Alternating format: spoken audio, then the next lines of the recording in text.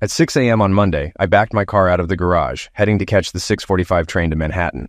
We lived in Nassau Shores, a small suburb on Long Island's South Shore. I paused to ensure the garage door closed before leaving. 2 weeks ago, I forgot to check, and Lauren called me at work, furious. She accused me of not caring about her safety, fearing someone could have entered the house. I apologized and promised to be more careful. She calmed down but still criticized my carelessness. For the past 2 weeks, things have been tense at home, and I couldn't understand why she was still upset. I'm Jeff Carlson, 27, with light brown hair and a closely cropped beard. I manage the foreign exchange desk at a major commercial bank, making profitable currency trades. My intuition for timing trades earned me 2 promotions in the past 2 years. Lauren, also 27 but a few months older, has jet black hair and Mediterranean features. She works for a national medical insurance carrier in Huntington, New York, about 25 minutes from home. Her supervisor, Jim Beckman, is a tall, muscular man whom I've met at company events. Something about him bothered me, though I never mentioned it to Lauren. After ensuring the garage door was closed, I tuned the satellite radio to a country station. The first song was about a man loving his bar, but the second struck a chord. It described the issues in my marriage: distant behavior, small slights, and unsatisfying lovemaking. Absorbed in the song, I missed a green light until cars honked. I then drove to a parking lot to finish listening. Afterward, I headed to the train station and caught the earlier 6:30 train to Penn Station. On the train, I reminisced about meeting Lauren. It was July, right after my 16th birthday, as I mowed the lawn. A moving van arrived at the Miller's house nearby. Mr. Miller had died, and his widow moved in with family, so the house was sold. A BMW followed the van, and out stepped Mr. and Mrs. Frank Schiavo. From the back seat emerged Lauren, the most beautiful girl I'd ever seen. She was a few months older than me, with short hair, denim shorts, and a halter top. She smiled at me, and I was instantly smitten. A few days later, I saw Lauren and her mom, Cheryl, outside. Gathering my courage, I introduced myself. Cheryl soon left us with iced tea, giving us some privacy. Lauren and I hit it off, spending the rest of the summer together. There were no romantic moves, just the joy of each other's company. When school started, we shared lunch and the bus ride home, but no classes. I asked her to the October harvest dance, and she agreed. However, as the school year progressed, Lauren made new friends, especially with the cheerleaders, aiming to join their squad. We still sat together on the bus and talked daily. The dance day arrived, and my dad drove us there. As we walked in, some football players smirked and laughed. "What's that about?" I asked. "Who cares?" Lauren shrugged. We had fun dancing until a slow song played. Just as I asked Lauren to dance, Billy Barber, the star linebacker, approached. "Let's go, babe," Billy said to Lauren, who left with him without a glance back. Stunned, I asked my friend Jack what happened. "You just got dumped," Jack said. Lauren and Billy danced closely, clearly familiar with each other. I felt humiliated. After the dance, they joined the football team, with Billy possessively holding Lauren. I was too intimidated to confront him. Billy later taunted me. "You didn't think a nerd like you could get a girl like that, did you?" He laughed and walked away. Lauren never returned to me that night, enjoying herself with her new friends. I stayed, refusing to give them the satisfaction of seeing me leave early. As the dance ended, I reluctantly approached Lauren and Billy's table. "Lauren, my dad will be here soon. I need to take you home," I said. "Get lost, Carlson," Billy responded. "She's going home with me." "Lauren," I snapped, "I don't care how you get home. If you don't come with me, my dad will tell your mom. You can explain why you came home with Billy." I walked away, not caring if she walked home alone. Eventually, Lauren sat beside me and tried to make small talk. "Did you have a good time at the dance, Jeff?" "Are you serious? You dumped me for Billy Barber. So no, I did not have a good time." I saw my dad's car pull up and walk towards it. Lauren had to run to catch up. My dad, sensing something was wrong, asked, "Did you enjoy the dance?" I didn't respond, and he looked puzzled. Lauren waited by the rear door, but I got in the front seat, leaving her to get in alone. My dad was furious. "Get out and open the door for your date," he ordered. "I would if she was my date," I replied. My dad sensed something was wrong. Lauren got in the back, and we drove in silence. When we arrived at Lauren's house, her mom was waiting at the door. My dad got out, but I stayed in the car. Lauren's mom looked concerned. Lauren walked past her mom without looking back. When my dad returned, he asked, "What happened?" "She found someone she liked better at the dance," I said. "Forget her, son. There are plenty of fish in the sea." After that, I ignored Lauren. She started riding with Billy Barber and joined the cheerleading team. I made the honor roll. After graduation, I went to Wharton on a full scholarship while Lauren started working. My parents threw me a big graduation party and the Schiavos were invited, but not Lauren. When Mrs. Schiavo sat next to me, she said, "I thought you two made a great couple. I'm sorry something happened." We made small talk until she asked, "What happened that night?" I replied, "We realized we wanted different things in life." She looked like she wanted to say more, but didn't. She wished me luck and left. I started my job at the bank in mid-June and found an apartment in Soho. My new job was hectic, leaving no time for socializing. I quickly realized that real-life work was very different from school. It had been 4 months since I saw my parents. One evening, Mom called, inviting me to stay for the weekend. She mentioned my old room was ready, and I missed her home-cooked meals. Taking the train was the easiest way to get there, and their house was a short 8-block walk from the station. Halfway there, a car pulled up, honking. It was my high school friend Becca, shouting, "Hey, stranger, need a lift?" "Heck yeah, it's hot out here," I replied, hopping into the back seat. Jack, another old friend, was driving. We caught up on the past 4 years. "I didn't know you guys were a couple. How long has this been going on?" I asked. Becca showed me her wedding band. 2 years now," Jack said, smiling. "I had no idea," I replied, feeling a bit sad. "I haven't been a good friend, have I?" "That's crazy," Becca said. "We haven't reached out either. It's just life." "Thanks, Becca," I said, relieved. "It's really good seeing you guys." Jack then invited me to a party at their place the next night. Becca gave him a look that I didn't understand at the time. "Sure, I'd love to." "Are any of our old friends coming?" I asked. "Yes, quite a few," Becca said. "Great, I'll bring some beer. What time and where?" 7:30 at 135 Remsen Street, Jack said, and they dropped me off at my parents' house. I was excited about the party and seeing old friends. At the party, I was chatting with Kenny Carter when I felt a tap on my shoulder and heard, "Hi, neighbor. Long time no see." It was Lauren, looking as beautiful as ever. Memories of her with Billy Barber flashed in my mind. I turned back to Kenny, but Lauren's friend confronted me. "That was rude," she said. "Not as rude as what she did to me," I replied. "Jeff, please. You can't still be mad about that night. It's been 6 years," Lauren said. "I sure can," I fumed, walking away. Becca ran to comfort Lauren while Jack pulled me aside, asking me to apologize to keep peace with Becca. I found Lauren in the kitchen. "Can we talk alone?" I asked. Lauren's friend resisted, but Becca convinced her to leave us alone. After a few awkward moments, I started, "Lauren, I'm sorry for what I said. That night hurt me deeply. Maybe it's time to move on." "No, you're right, Jeff. I acted terribly and deserved what you said. I never apologized. Would you accept my apology now?" "Thank you, Lauren. Yes, I accept." Lauren hugged me, and we kissed passionately. Becca and Jack walked in, with Becca remarking, "I'll be damned. Honey, it looks like you didn't know what you were doing." Jack sighed in relief, then puffed out his chest, saying, "Damn right, and don't you forget it." We all laughed and rejoined the party. Lauren and I started dating, and 9 months later, we were married. The conductor's announcement brought me back to the present. As the train rolled out, I reflected on the past 3 months of my marriage. I was convinced my wife was cheating. It seemed foolish to base this on a country song, but everything fit. My usual intuition was now sounding alarm bells. At the office, Howard Goldman noticed something was off and followed me to my desk. "What's wrong?" he asked. "Nothing," I replied. "Nonsense," Howard said. "I can't let you gamble with the bank's money today. Tell me what's up or go home." I sighed and confessed. "I think Lauren is having an affair." "Are you sure?" he asked.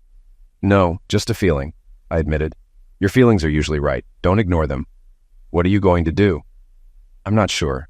I just found out today." "Take it easy. I'll support you. Let me know when you decide what to do." "I don't think you're on top of your game today," Howard insisted. He was right. I let my staff handle most of the work for the next 2 weeks. They seemed to enjoy the freedom. I closed my office door and cried. I couldn't imagine life without Lauren. My sadness turned to anger. Confronting Lauren without proof would be foolish. I needed a plan. After work, I bought voice-activated recorders and placed them around the house and on the phones. By Friday, I had proof of Lauren's betrayal. Their conversation went like this. "Jim, this is Lauren." "Why are you calling me at home?" "What if my wife answered?" Jim Beckman barked. "I'd make up a work excuse. I think we should back off. Jeff is acting funny." "Has he accused you?" "No, but he's cold and distant. Maybe we should cool it for a while." Okay, if you think that's best, Jim said. Then he suggested, I'm going to Miami in 2 weeks. Maybe I can get you to join me. What do you think? I don't know. Jeff might get suspicious. Let me ask Fred. And if he agrees, you can tell Jeff it's a work trip. Lauren laughed. Now I knew for sure. Lauren was planning a week with Beckman. Sadness overwhelmed me, then turned to anger. I needed proof for a divorce. A plan was necessary, but I didn't have one yet. I arrived home from work at 7:30 p.m. after a hectic trading day, with millions on the line and my mind elsewhere. Lauren was cooking dinner. How was your day? She asked, kissing me. Her cheerful demeanor was rare lately. I expected her to mention her business trip to Miami soon. I spent most of my time outside, avoiding her to prevent blurting out my knowledge of her affair. It was tough. Glad you're in a good mood, I replied. I have good news. You go first, she said. My day wasn't great, I admitted. Lauren giggled. I've been asked to attend a seminar in South Beach, all expenses paid at the Victor Hotel. I'll be gone from Friday this week to the following Saturday. Do you mind if I go? She looked at me, trying to gauge my reaction. I saw excitement, but also a hint of sadness in her eyes. 9 days is a long time. Do you have to go? I asked. Mr. Beckman is counting on me.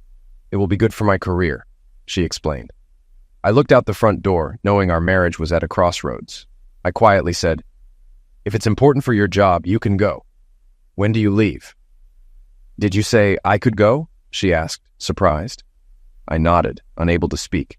Lauren hugged me, saying, Thank you. This means so much to me. I regretted it already.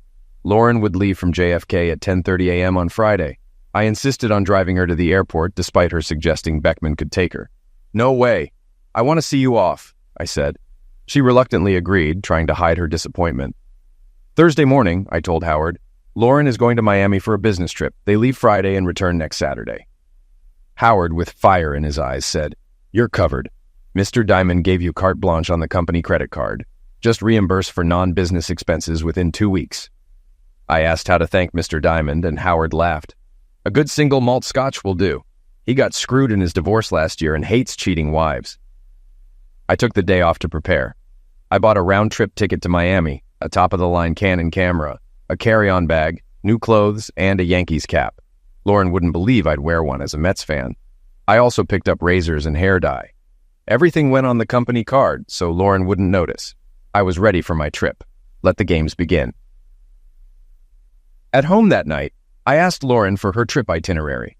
She was leaving on the 10:30 a.m. flight from JFK on JetBlue Airlines, staying in room 314 at the Victor Hotel. Mr. Beckman would be in a different room. I had booked a 1:30 p.m. flight, 3 hours behind her, and got a room at the same hotel, hoping not to be seen checking in. We got up early Friday morning to reach the airport by 8:30. The car ride was quiet. Lauren tried to talk, but I was too upset, knowing I was driving my wife to an affair. Jeff, are you okay with me taking this trip? You said it was fine, she asked. I know what I said, but the reality of you being gone for 9 days is hitting me. I'll miss you, I replied. I understand. I'll miss you too. It will be a long and lonely 9 days, she said. Maybe for me. You'll be at a glamorous South Beach hotel, I groaned. Lauren laughed. It's mostly work, not a vacation. We made small talk and parked at the short-term lot. At the JetBlue curbside check-in, we saw Beckman waiting. Lauren glanced at me to gauge my reaction. Beckman approached, kissed Lauren's cheek, and offered his hand to me. I smiled and shook it, hiding my anger. Lauren, we should get through security. Nice to see you, Jeff. I'll take good care of Lauren, Beckman said. I looked at him and replied, I know what he means, Lauren. I smiled at Beckman and said, Thanks for looking out for her. Their faces brightened, and they headed to security. Beckman went first, and Lauren was about to hand her ID to a TSA agent when I pulled her back. You're leaving without saying goodbye? I asked. Lauren hugged and kissed me.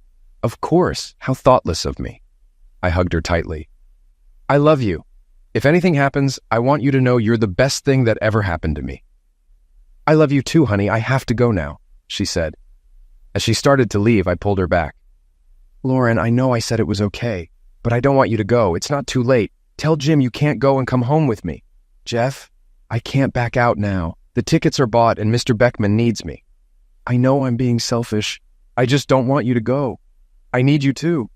Jeff, I have to go. Don't try to stop me. I'm committed to this trip. I will be a great help to Jim. I can't let him down. She looked at me, almost spoke, but then walked to the gate and handed her license to the agent. My eyes misted up, and I'm sure Lauren thought it was because I would miss her. I walked to where Beckman was waiting and watched Lauren with the TSA agent. She seemed flustered, but composed herself by the time she reached us. They walked to the X-ray machines, and I watched Lauren take off her shoes and place them in the bin. She shrugged at me and then walked through the body scanner. At that point, I had reached my limit and quickly left the building. I was no longer angry, just resigned to the fact that Lauren was no longer mine. I moved my car to long-term parking, retrieved my carry-on, and returned to the terminal. I waited until Lauren's plane had departed and then went through security myself. I sat down to eat breakfast and waited for my flight. I arrived at the hotel, checked in without problems, and got a shave and crew cut at the on-site barber. In my room, I dyed my hair black. With sunglasses and a ball cap, I was unrecognizable. The hotel was U-shaped, facing Ocean Avenue, with Lauren and Jim's room in the right wing and mine in the center. I had a great view of the pool and the ocean. The hotel had shops on the first floor and an outdoor pool on the second floor. From my balcony, I could see the whole pool area. Under different circumstances, it would be romantic, but now it felt anything but. I called Lauren around 8 o'clock. She answered, "Hi, honey. I was worried when you didn't answer at home. Where were you?" "I stopped at a bar with the guys from work," I replied. She had the nerve to say, "You'd better not be hitting on any girls. Remember, you're a married man. I don't think I could forgive you if you did." The audacity, I thought. She's here with Beckman, yet she warns me. Why would you think I'd cheat? Have I ever given you a reason to suspect me? You know I would never do that. I trust you completely, which is why I let you go on this trip. You know that, right? Of course, honey. I feel the same. I don't know why I said that. I know you wouldn't hurt me, she stammered.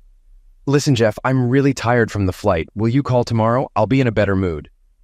Sure, Lauren, we can talk tomorrow, I replied. Good night, Jeff. I love you, Lauren added. Good night, Lauren, I said, and hung up. Did she notice I didn't say I love you? Would she even care? I spent a restless night imagining what was happening in room 314. I awoke at dawn on Saturday. After breakfast in my room, I sat on the balcony. I saw Lauren and Beckman walk to the pool.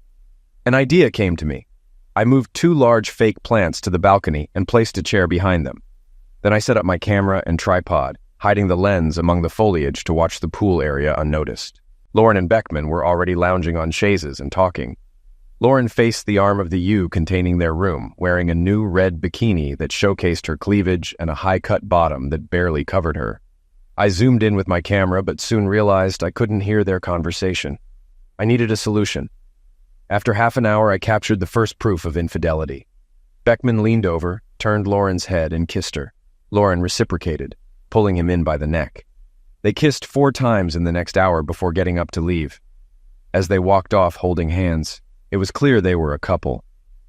I turned off the camera and retreated to my room, overwhelmed with sadness. Seeing the betrayal was worse than suspecting it. Determined to hear their conversations, I searched online for spy stores and found one nearby. Disguised, I quickly bought a parabolic microphone that could connect to my camera. Back in my room, I set it up next to the camera, ready for the next opportunity. Sunday morning, I woke up startled at 10 a.m., having slept deeply after a long, exhausting day. I worried I might have missed something, but then saw Lauren and Beckman walking out of Lummis Park. I turned on the camera and mic, made a call to Lauren, and listened as her phone rang, confirming the microphone worked perfectly. Who is it? Beckman asked. It's Doofus, Lauren replied with a laugh. Beckman laughed too. Suddenly worried, Lauren said, I should take this. Something bad could have happened. Why else would he call on a Sunday morning? She answered the phone. Jeff, is everything all right? Has something happened? She asked. I wanted to say, no, Doofus is fine, but I kept my anger in check. Instead, I said, nothing's wrong, honey. I was lonely and just wanted to hear your voice. It's nice to know you're worried about me. I worry about you all the time, Jeff. It is Sunday morning, and I thought something bad might have happened. You scared the crap out of me, Lauren barked, annoyed. I was fed up with Lauren's attitude. I didn't know I would be such a bother. I was feeling lonely and thought talking to my wife would cheer me up. Sorry to bother you. I hung up before she could respond. It's no bother, she said into the dead phone. I could hear her talking through the parabolic mic. She turned off her phone and walked to a nearby bench. What did he want? Beckman asked. He was lonely and wanted to talk. Why did I snap at him like that? Lauren wondered aloud. Beckman replied, Lauren, we've been having this affair for 6 months. Maybe you're getting tired of him. It might be time to let him go and get a divorce. Then we could be together, without sneaking around. Right, she snapped. And your wife won't mind if we go to your house? We won't have to sneak around anymore, Lauren said sarcastically. Jim, you make $38,000 a year. After Jeff's promotion, he makes almost $200,000. The lovemaking with you is great, but you're not worth losing Jeff's potential. Someday he'll be CEO, and I intend to be there. So no divorce. Besides, you'd never leave your wife and kids. You're right, Beckman replied sheepishly. But we can still enjoy our time here, right? Right, stud? Lauren smiled, taking his hand and walking out of sight. 6 months of cheating, I thought. She was only staying with me for the money. I needed more evidence. Later, I saw Lauren walking to the pool in a tangerine cover-up, with Beckman right behind her. I turned on my camera and mic. Lauren took off her cover-up, revealing no top, and asked Beckman to help with suntan lotion. He eagerly complied, and I recorded everything. A hotel employee approached and asked Lauren to cover up due to guest complaints. Lauren sheepishly put on her cover-up, and they retreated to their room. I checked the camera and felt I almost had enough evidence. If I could get them in action, I'd be done. I didn't call Lauren that Sunday night, and she didn't call me. Monday morning, I woke at 9 a.m., ordered breakfast, and watched from my balcony. At 6 p.m., Beckman stepped onto their balcony in a hotel robe. I aimed my camera and started recording.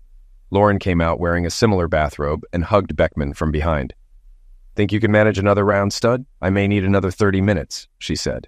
You've worn me out, he laughed. They started making out right there. This was the proof of infidelity I needed. It might not matter in court, but it could influence Lauren's parents and friends. The video was shot in public and would be admissible. After watching them on the balcony, I knew my marriage was over. The video was undeniable proof of her cheating, adding to her admission during our Sunday call. Seeing it was unbearable. I booked a flight home for the next day at 3 p.m. and confirmed my reservation. I decided to call Lauren, hoping to catch them in the act. She answered on the 5th ring, sounding out of breath. Hello? She mumbled. Lauren? I asked with concern. Are you okay? You seem out of breath. I was in the shower when I heard the phone. I grabbed a towel and ran to answer. You should see me right now. You'd get some naughty ideas, she replied. I am sure I would, babe. How was your day? Was the seminar productive? Yes, Jeff. We had a good day at the seminar, she said haltingly. Something in her voice surprised me. She seemed shocked and disappointed I didn't suggest phone lovemaking as I usually would. How was your day, honey? She asked. I feel down. I miss your voice and your presence. The bed feels big and lonely without you. But you know what that's like, right? You're spending your nights alone, aren't you? I finally hinted at my suspicions. Right, honey. That's right, she lied. Listen, Jeff, I'm freezing and wet. I have to go now. I'll talk to you tomorrow, okay? I love you, she said. Right. Goodbye, Lauren, I responded, hanging up. I packed my equipment and clothes. Feeling hungry, I went to the hotel restaurant with my camera to review the footage. As I walked in, I saw Lauren and Beckman sitting in a booth. I sat 2 tables away, with my back to Lauren and facing Beckman. I discreetly snapped a couple of photos without them noticing. Lauren glanced my way once but didn't recognize me. I reviewed the day's footage while eating, sneaking peeks at the 2 of them. Lauren looked my way once more but still didn't recognize me. I finished my meal and left before them. Sleep was difficult that night. I sat on the balcony at 7 the next morning, having moved the plants back inside. I no longer cared if they saw me. I had the evidence. At 7:15, a white van with blue FEB lettering pulled up. Lauren and Beckman got in, and it drove off. I'll be damned, I thought. They are actually doing some work this week. I had 2 things left to do this morning. First, I accessed one of the 2 computers the hotel provided for the guests. I printed 2 pictures that I took since I got down here. Then I went to the check-in desk and inquired who would be working the desk on Saturday morning. I found out it was a young man named Carlos. We had a chat and I slipped him $200. If all went well, Lauren and Beckman would have a little surprise when they checked out. Saturday morning, I checked out and flew back to New York to take care of things back home. Tuesday morning, Jim and I headed to our seminars. By evening, we were both too tired for anything else. Jim fell asleep early, while I waited up for Jeff's call. By 10 o'clock, I was furious he hadn't called. By 11 o'clock, I started worrying. Did he know? Should I call him? But I convinced myself Jeff knew nothing, even though I struggled to sleep. Wednesday was a repeat of Tuesday. Exhausted, we ordered dinner in. After a quick shower, Jim wanted lovemaking, but I was too anxious waiting for Jeff's call. When it didn't come, I panicked. Jeff not calling 2 nights in a row was unusual. Even Jim noticed and became concerned. By 9 a.m. Thursday, I called my mom to check on Jeff, explaining I hadn't heard from him since Monday. She agreed to go over. 30 minutes later, my phone rang. It was from our home phone. I answered quickly. "Jeff, I'm so glad you called. Are you okay?" "It's me, Lauren," Mom replied. "Jeff isn't here. I checked every room. His clothes are in the closets and the computer is in the office. What's going on?" "Nothing, Mom," I lied. "We had a little argument. I guess he's mad at me. I'm relieved he's not lying unconscious somewhere. If you hear from him, please ask him to call me." "I will." "This is so unlike him, Lauren. You must have done something really bad." "No, Mom, nothing like that. Just have him call me. Thanks. See you soon." "Okay, honey. I miss you. See you Saturday. Good night, Lauren." After the call, I was even more worried. Where could he be? I had to wait 2 more days to find out. I decided to call him myself. I got voicemail on both the home and cell lines. I left messages telling him how much I missed him and to call me if he was mad. I feared our marriage might be over. Friday dragged on. I wasn't surprised not to get a call. I tried calling Jeff again but got no response. Jim got no lovemaking that night either. Saturday morning, I was packed and ready early. By 11 o'clock, we checked out. At the lobby, the desk attendant, Carlos, picked up the phone when he saw us and spoke briefly. As we reached the desk, Jim handed over our key cards and credit card. Carlos processed it and then said, "Mr. Beckman, Mrs. Carlson, I hope you enjoyed your stay at the Victor and hope to see you back again soon." Hearing my real name, I was stunned. "What did you call me?" I asked. "You are Mrs. Carlson, aren't you?" he asked with a sly smile. "Why do you think that?" I retorted. He placed 2 photos on the counter, one of Jim in the restaurant and one of me sunbathing braless unclothed by the pool. Carlos explained, "A man checking out asked if I knew the people in the photos. I told him you were the Beckmans. He corrected me, saying the man is Jim Beckman, but the woman is his wife, Lauren Carlson. He was here. Jeff was here. When did he get here?" I asked. Carlos gave me a look I couldn't read.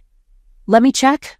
He typed into his computer and informed me, "Mr. Jeff Carlson checked in last Friday at 4 and checked out Tuesday at noon." "Oh my God, Jim! He was here all weekend!" I exclaimed. Carlos turned to me. "You are Mrs. Carlson, aren't you?"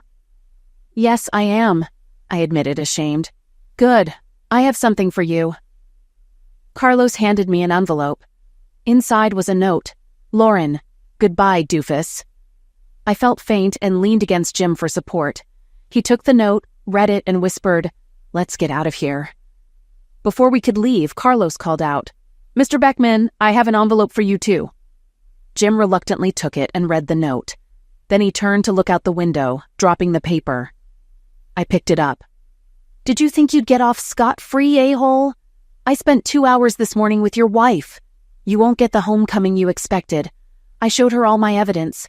This is just the beginning. I'll make your life a living hell." Jim was still staring out the window. I picked up the photos and letters and put them in my purse. Carlos picked up the phone and said, "Did you hear it all? Was it what you expected? Thank you, sir. Goodbye." "Was that my husband?" I asked. Carlos smiled but said nothing. "Let's go. We have a plane to catch," I told Jim. On the way to the airport, I called my mom, asking her to meet us at JFK. She asked, "Isn't Jeff picking you up?" "I don't know. We had an argument, and he's upset with me." "Lauren, what exactly was your argument about?" she asked, suspicious. "Nothing you need to worry about," I lied. "That's nonsense. It must have been big for him not to call for 3 days. My God, Lauren, what have you done?" I started crying. "I haven't done anything that can't be fixed. Please come to the airport in case Jeff doesn't show up. If you've done what I think, he won't be there. I'll pick you up." She hung up. I don't remember much about the cab ride or boarding the plane. My mind shut down. It wasn't until we were in the air that I started thinking clearly again. I pulled out the photos of Jim and me. Jeff must have seen everything on Monday. A cold shiver went down my spine. The guy with the Mets cap must have been Jeff. I knew a divorce might be in my future. Jeff calling himself Doofus in his note meant he had us wired for sound. He must have heard our conversations. Jim sat by the window, staring out blankly. I spent the flight looking at the letters and pictures, replaying Jeff's phone calls in my mind. The not knowing terrified me. The last call felt especially wrong. I could only hope Jeff would pick me up at JFK, but I doubted it. I knew I could do nothing until I saw Jeff again. When the flight landed, I couldn't wait to leave the plane. I rushed through the terminal, hoping to see Jeff. As I came off the ramp, I saw my mom waiting. "Is Jeff here?" I asked. She shook her head. "No." Jim followed, looking for Jane. He called her, listened, then said, "She hung up. She's not coming." He sat on a bench, clearly crying. Mom pulled Jim up and said, "Let's go. I'll drive you both home." On the drive, Mom gave me withering looks. Jim stared out the window, tears streaming down his face. Arriving home, I asked Jim to wait in the car and ran inside, yelling, "I'm home, Jeff!" No response. I checked the bedroom. His closet and dresser were empty. Panicking, I ran to Jeff's office. It was empty. Realizing he was gone, I sat heavily in the living room. He had 4 days to plan, and removing his clothes and personal items was just the beginning. Mom handed me an envelope labeled divorce paperwork and a DVD with a note. "If you want to know why, look at the DVD." She put the DVD in the player and sat down. Before she started it, Jim asked, "Is everything all right?" "No, Jeff is gone. His clothes are gone too. I'm sorry it came to this. I'll call a cab and wait outside. I need to try to repair my marriage," Jim said, walking out. After Jim left, Mom started the DVD. The first scene showed me in a red bikini with Jim leering at my rear. I tried to take the remote, but Mom wouldn't let go. I watched myself kiss Jim, feeling ashamed. The next scene had audio of us in Lummis Park. When I called Jeff Doofus, I realized he heard everything. Jim mentioned our 6-month affair, and Mom stopped the DVD, crying. "Sorry, Mom. I don't know how I let this happen," I said. Mom gave me a disgusted look and pressed play again. I cringed as I heard myself say to Jim, "Right, stud." The third scene showed me braless unclothed at the pool, letting Jim grope me in public. I felt ashamed, imagining my mom's disgust. Next, it showed me pulling Jim into the room for lovemaking. The worst part was the phone call. Jeff had recorded his side. "You are spending your nights alone, aren't you, Lauren?" Then muffled talking. "Lauren, are you there? You are sleeping alone, right?"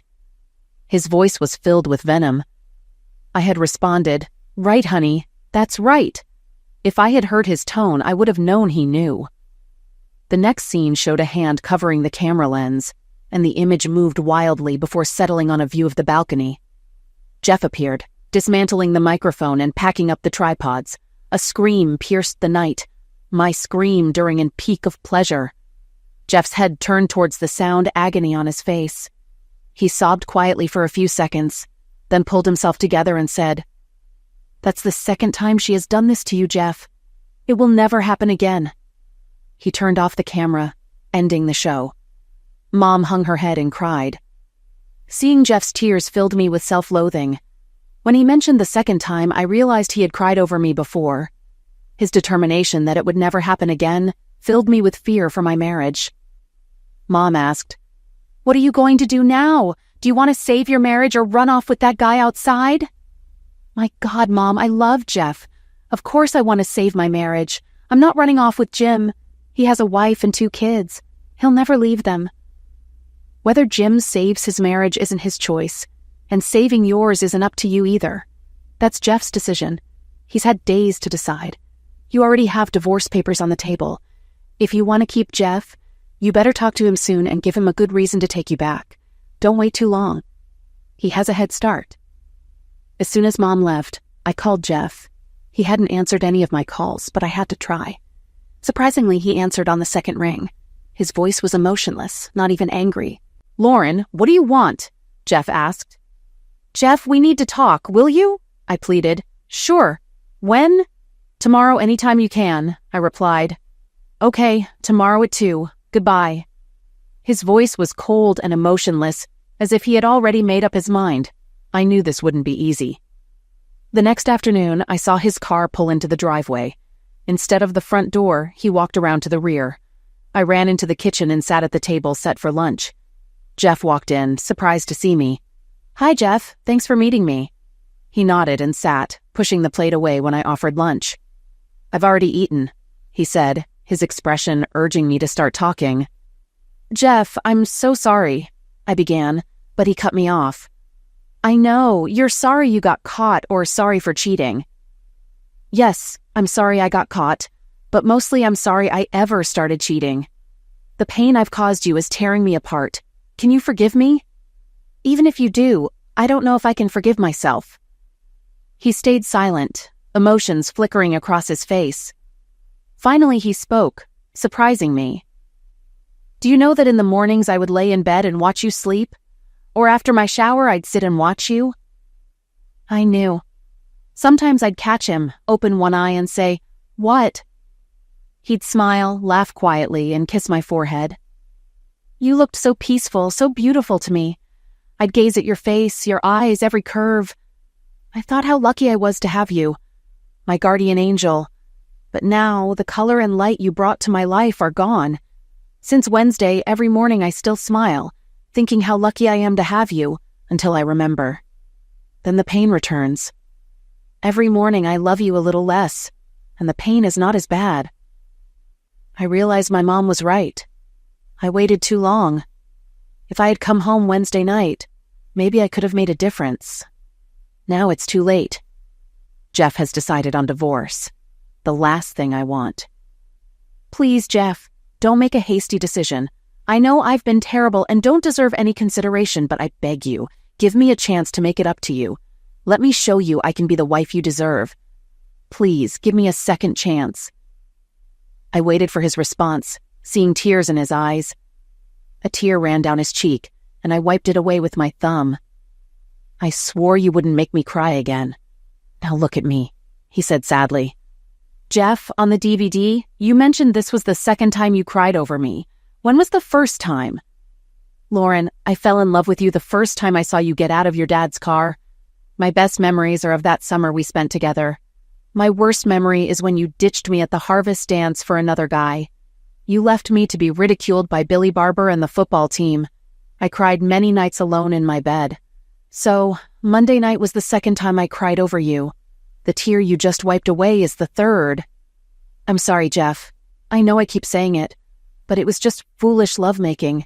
He's gone and I don't care. I will never see him again. All I need is you. I don't know, Lauren. I saw you do things in public. You went braless unclothed for him and let him touch you at the pool. What he said next sent shivers through my body. He shook his head and said, I heard the scream. I know I can't compete with that. I won't compete with another man. I won't compete with the memory of that other man for my wife. If we stay together, I will always be competing with his ghost. You won't have to compete with anybody. You will never understand unless it happens to you again. Jeff sadly shook his head and began to rise from his seat. I thought he was about to leave, and I saw my marriage falling apart. Desperation took over, and I leapt from my chair, knocking it over. I ran to Jeff, hugging him tightly and babbling, Don't go, Jeff. Please don't leave me. When I saw your letter at the hotel, I realized how much you and our marriage mean to me. Please forgive me and take me back. He loosely put his arms around me, gently stroking my hair. After a while, he placed his hands on my shoulders and gently moved me back to look into my eyes. Whenever I thought of our future, I saw us together. A house with a white picket fence, 2 sons, and a daughter like you for me to spoil. I imagined us planning weddings, celebrating anniversaries, and growing old together, our love supporting us through hard times. Now I see nothing but a big black hole where there used to be love. I see the numbing darkness of a life without you. He backed away, saying, I have to go. I have something to do. Don't go. We have so much to discuss. No, I have to write a thank you letter. What letter could be more important than trying to repair our marriage, and who do you need to write to? Ronnie Millsap. Why? What does he have to do with this? He helped me to dump a cheating wife. He turned and walked out the door, whistling a tune I later learned was A Stranger in My House. 5 years later, my wife asked me to bring the car around to the front of the house. We were headed to my parents' for a Memorial Day cookout. I exited through the back door, passing the newly built tin garage, to the cliff overlooking the beach below, across the Long Island Sound to the Connecticut shore. I no longer lived in the rented house in Nassau Shores, but in the old town of Muttontown. Turning back to the garage, I had to choose which car to take to my parents' home. My eyes settled on garage number 5. I clicked the remote and watched as the door lifted to reveal my newest acquisition. I closed the door and started the engine, loving the sound of the powerful rebuilt 390 V8 Ford engine. As the car cleared the garage, I lowered the convertible top and drove around to the circular drive in front of the house. I got out and admired my latest pride and joy. A 1961 Ford Thunderbird convertible with gleaming chrome, black paint, interior, and roof. God, she was beautiful. My wife opened the door and frowned. "The baby and I can't ride with the top down, you have to put it up." I sighed and told Nina, "Okay, I'll put it up. But it looks so much cooler with the top down. If you ever want me to be in it with my top down again, you better put it up now." My mind flashed back to the day I first got the car, and we went driving with the top down.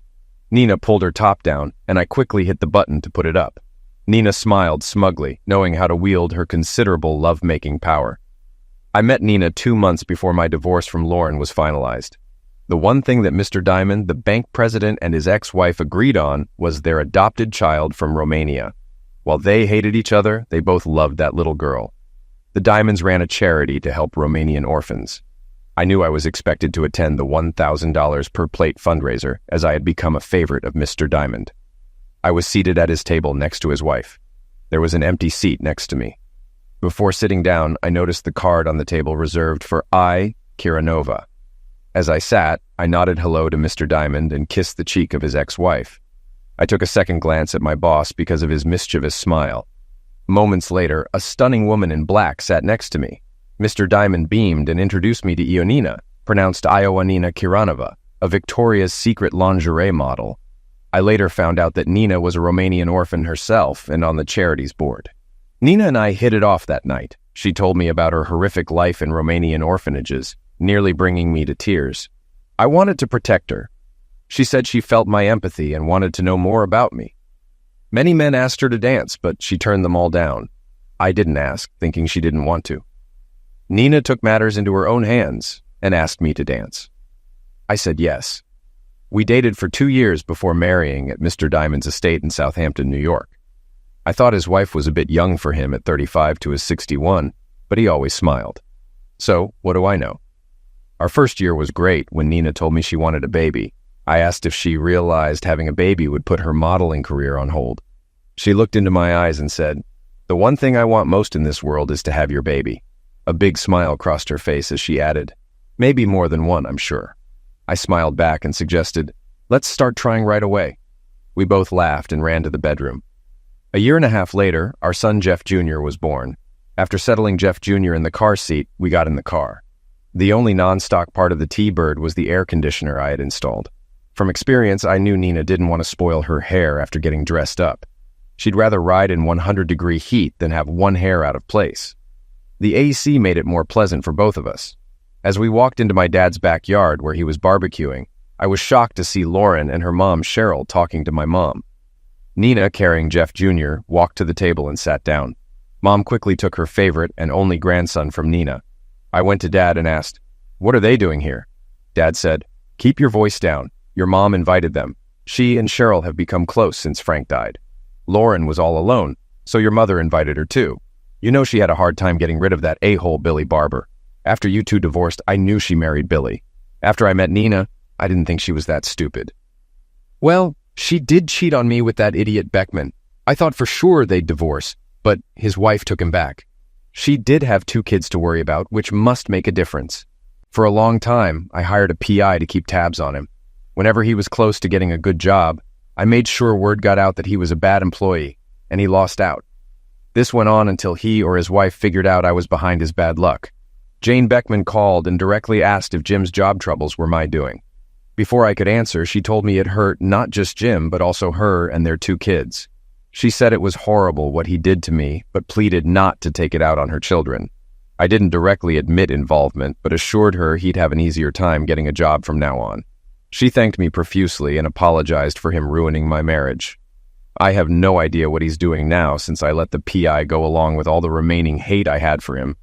It was actually a big relief to let go of that baggage. I took my son from Nina and greeted Lauren and Cheryl. Then I walked over to a bench near the kitchen door. Moments later, Cheryl Schiavo sat next to me and reached out to hold Jeff Jr. We sat quietly as she played with my 8-month-old son. Finally, with tears in her eyes, she lamented, "He should have been my grandson. I would have made the best grandma. You know that, don't you, Jeff?" I looked closely at Cheryl. She had aged over the last 5 years. I knew our divorce had been hard on her. She always liked me and was thrilled when Lauren and I got married. "I know you would have, Mom. You were a great mom to Lauren, and I know you would have been the best grandma, too." "Thank you, Jeff. I have missed you these last 5 years. Oh, and congratulations on your promotion at the bank. Your dad tells me you're now in the number 2 position." Yes, Mr. Diamond finally retired with some pressure from the board. They moved Howard Goldman to the top spot, and he made me the executive vice president in charge of operations. Basically, if I keep my nose clean, when Howard leaves, I should move up to president. "Jeff, Lauren wanted to talk to you but was afraid to come over. Can I tell her it's okay?" "Sure, Mom. It's been 5 years. I'm sure we can talk civilly." Cheryl went back to the table and spoke to Lauren. Before she could get up, Nina came to me and said, "Be gentle with her, Jeff. She's very fragile. Don't upset her." I nodded. Nina walked away as Lauren approached. "Hi, Jeff. You look good." "Hi, Lauren. So do you." "Nina is beautiful, Jeff, inside and out, and a good person. I can tell." "Thank you. I've been lucky to have 2 beautiful wives." "That's not true. I may have been attractive outside, but inside, not so much." "That's not true. You're beautiful inside and out. You got blinded by Jim Beckman. I'm sure it was something I did to push you away." "That's really not true. Do you remember what I did at the dance with Billy Barber?" "What did you do there?" "No, it was me. There's something inside me that screws up all the good things, something that's not so pretty. Let's change the subject. Mom tells me you got another promotion at work. I always knew you'd rise to the top." "Well, good things have happened to me in the last 5 years." I looked at Nina and smiled. When I turned back to Lauren, I saw she looked at Nina too. She turned to me and smiled. "Jeff, there's one thing I need to clear up from that time 5 years ago." I hadn't wanted to go there, but she brought it up. "It was the phone call where I called you a doofus. I want you to know that was the first time I ever called you that. To this day, I don't know why I did it. That's not why I brought that day up. It's about what I said to Jim about you. I told him you'd be president of the bank and how much money you made. I realized it sounded like I only wanted to be with you for the money. That's not what I meant at all. I knew you'd be a success. I was always so proud of you. I just wanted to share in your accomplishments. It was never about the money. Please believe that." When I first heard it, I was sure it was about the money. It wasn't until I let Nina hear what you said. She suggested I misunderstood. She thought that from the look on your face, you were bragging about me to Jim. It made me feel better about you. I think that's when I started to forgive. Then there's one more thing I need to thank you for." "What's that?" "What you did for Jane Beckman. She called me crying about what you'd been doing to Jim. She asked me to call you, but I told her it would be better coming from her. I gave her your number at the bank. She called to tell me that Jim finally got a job that could support them. She wanted me to thank you for her. I'm glad it turned out well. I never thought about her or the children. I'm glad it's over." I stood up and hugged Lauren as we walked to the table. Lauren was crying happy tears and Nina was smiling happily at me. We sat at the table and enjoyed the day. On the ride home that night, the convertible top was up, but Nina had her top down. It turned out to be another wonderful day.